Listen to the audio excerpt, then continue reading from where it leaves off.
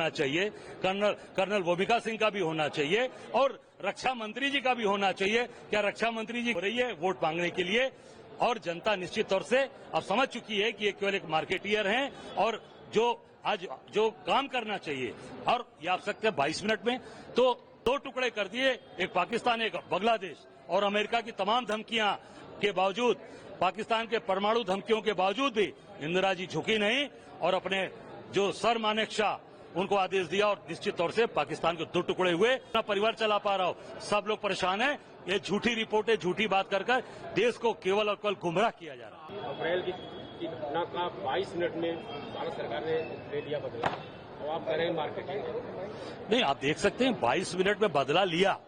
निश्चित सेना की बहादुरी को मैं सैल्यूट करता हूं, और जो सेना ने जिस तरीके से कार्रवाई की है, हम सेना की अपनी बहादुर जो हमारे जाबाज साथी उनको देता हूं। जो 2 हमारी बच्चियां जिन्होंने आके मीडिया को बताया, कर्नल भूमिका सिंह, कर्नल सोफिया कुरैशी, वो निश्चित तौर से ये सब बहादुरी के पात्र हैं हमारे सेना के लोग। पर जिस तरीके की चीजें मार्केटिंग हो रही हैं, आप देखिए ये क्या है। ये वोट मांगने के लिए आप देख सकते हैं सेना का हौसला अफजाई, ये तो सेना का हौसला अफजाई है। तो इसमें एक तरफ कर्नल सोफिया का भी फोटो होना चाहिए, कर्नल भूमिका सिंह का भी होना चाहिए और रक्षा मंत्री जी का भी होना चाहिए। क्या रक्षा मंत्री जी केवल और केवल बड़ी बड़ी बात करने के लिए रहेंगे? क्या वो नींबू मिर्ची बांधने के लिए केवल रहेंगे, या उनकी भी फोटो लगाएंगे? ये उनकी भी तो उसमें आनी चाहिए। ये क्यों नहीं है? ये केवल मार्केटिंग हो रही है वोट मांगने के लिए, और जनता निश्चित तौर से अब समझ चुकी है कि ये केवल एक मार्केटियर हैं और जो काम करना चाहिए। और ये आप सकते हैं 22 मिनट में तो आज डोनाल्ड ट्रंप को इनको सीज फायर की घोषणा करनी पड़ी, और ट्रेड का दिखाकर, व्यापार का दिखाकर, धमकी देकर पूरी तरीके से इनको बैकफुट पे लाना पड़ा। और वो घोषणा कौन करता है? डोनाल्ड ट्रंप करते हैं। डोनाल्ड ट्रंप, मोदी जी नहीं। देश कौन चला रहा है? हिंदुस्तान नरेंद्र मोदी जी चला रहे हैं या डोनाल्ड ट्रंप चला रहे हैं? यही देश जानना चाहता है। ये जब राष्ट्र को संबोधन किया उसमें भी नहीं इन्होंने कहा, कल मन की बात में भी इन्होंने कोई भी उसकी चर्चा नहीं की। ये देश जानना चाहता है। जब इस तरह की घटनाएं होती हैं, जब सेना का शौर्य दिखता है, तो कहते हैं कि कांग्रेस के पेट में दर्द होता है, कांग्रेस जवाब नहीं, बिल्कुल शौर्य बिल्कुल दिखना, ये हमारे देश के लोगों के अंदर, ये जो हमारी सेना है इसकी बहादुरी पूरा देश जानता है। सन 71 की लड़ाई में देखा आपने, जब इंदिरा जी देश की प्रधानमंत्री थी, उन्होंने पाकिस्तान थोड़ा सा भी जब उसने आंख दिखाने की कोशिश की, उसको 2 टुकड़े कर दिए, एक पाकिस्तान एक बांग्लादेश, और अमेरिका की तमाम धमकियां के बावजूद, पाकिस्तान के परमाणु धमकियों के बावजूद भी इंदिरा जी झुकी नहीं और अपने जो सर मानेक शाह उनको आदेश दिया और निश्चित तौर से पाकिस्तान के 2 टुकड़े हुए। तो निश्चित हमारी सेना शौर्य और जो उसकी एक निर्णय लेने की क्षमता है उसको पूरा देश सैल्यूट करता है। पर मोदी जी थोड़े से केवल घुड़की में, ट्रंप की घुड़की में पीछे हट गए, और जब जो नमस्ते ट्रंप करते थे वो मैदान छोड़कर, और मैं तो उसी दिन समझ गया था जिस दिन देश के हमारे नागरिकों को, हमारे देश के लोगों को जिस दिन अमेरिका के लोगों ने, अमेरिका सरकार ने निर्वासित किया और हाथों में हथकड़ी लगाकर, पैरों में बेड़ी बांधकर जिस दिन भेजा था, उस दिन हम लोग समझ गए थे कि ये देश का अपमान है। मोदी जी उस पर कोई रिएक्ट नहीं किए, कोई भी एक बार भी उनका बयान नहीं आया। और छोटे छोटे देश, कोलंबिया जैसा देश, वियतनाम जैसा देश, उन्होंने वो उस तरीके से अपने देश में इनकी जहाज नहीं उतरने दी, अमेरिका की जहाज को वापस भेजा। छाड़ करके भारत आगे बढ़ गया है, चौथी अर्थव्यवस्था। अब देखिए वो बड़ी बात, देश नीति आयोग तो पूरी तरीके से इनके हाथ में है। वो पूरी तरीके से, जैसा हमारे नेता कह रहे हैं कि नीति आयोग झूठा आयोग बन गया है, वो मैं समझता हूं कि ये सारी चीजें आएंगी। जापान से हम आगे बढ़ें, हम आगे जाएं, ये हमारी बिल्कुल सोच होनी चाहिए। हम विश्व शक्ति बने, विश्व गुरु बने। पर इन्होंने जो कहा था ना, विश्व गुरु, अब आप विश्व गुरु बनते हैं, आपके कौन रोकवा रहा है?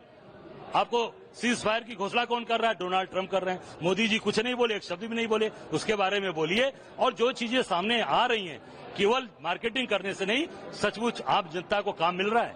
अब इतने लोग यहाँ खड़े हैं, किसी से पूछिए, किसी के परिवार को नौकरी मिल रही है, काम मिल रहा है? कोई काम नहीं मिल रहा, तो कहां से आगे जा रहे हैं? आप ये पूछ लीजिए, जितने लोग भी खड़े हैं मीडिया से और हमारे भाई बंधु खड़े हैं, किसी के परिवार को नौकरी मिली हो, किसी को काम मिला हो, किसी को रोजगार मिला हो, कोई आज सही तरीके से अपना परिवार चला पा रहा हो? सब लोग परेशान हैं। ये झूठी रिपोर्टें, झूठी बात कर कर देश को केवल और केवल गुमराह किया जा रहा है। आज मोदी के 11 साल का आज 11 साल हो गए।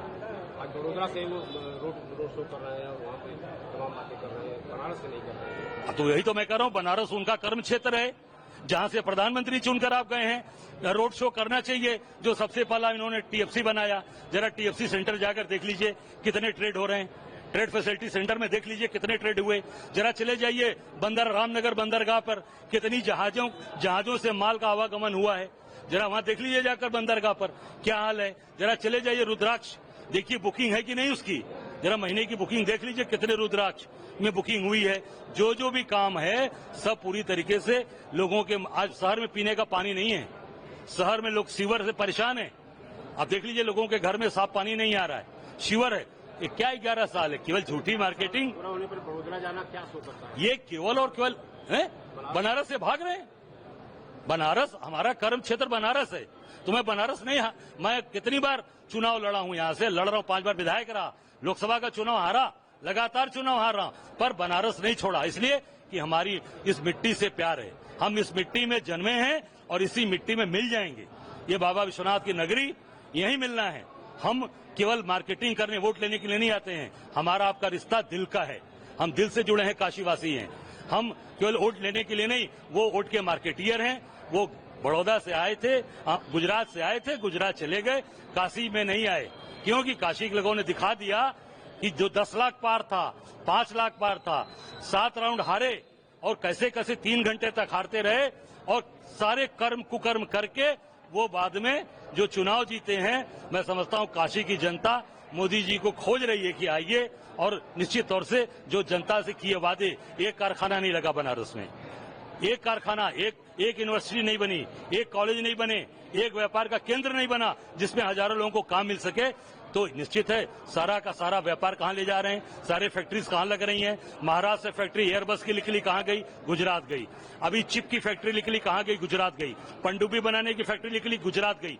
सारी फैक्ट्रीज तो गुजरात ले जा रहे हैं, बनारस में क्यों नहीं भाई? मेरा सवाल है मोदी जी से कि मैं यहाँ चुनाव लड़ता हूं आपसे, और आज 4,60,000 वोट जनता ने दिया है। 4,60,000 जनता ये मुझसे पूछ रही है कि बनारस में रोजगार कब लगेगा, कब बनारस के लोगों को काम मिलेगा, कब हमारे बच्चों को काम मिलेगा, रोजगार मिलेगा। प्रभातखबर.com, विश्वास वही, रफ्तार नहीं।